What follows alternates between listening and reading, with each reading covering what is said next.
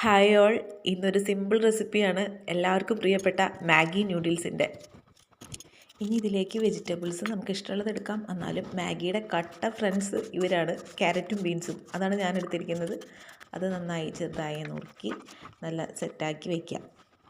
പിന്നെ വെജീസ് എടുക്കുമ്പോൾ ഓണിയൻ ഉണ്ടല്ലോ, സബോള, അത് എടുക്കാതിരിക്കാൻ നല്ലത്.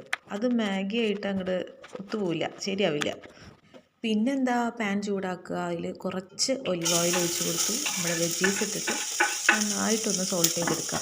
ഇത്തിരി ഹൈ ഫ്ലെയിമിൽ, അധികം നേരമൊന്നും സോൾട്ട് ചെയ്യേണ്ട, കളറൊന്നും ചേഞ്ച് ചെയ്യേണ്ട. ഒരു 80% കുക്കാക്കിയാൽ മതി.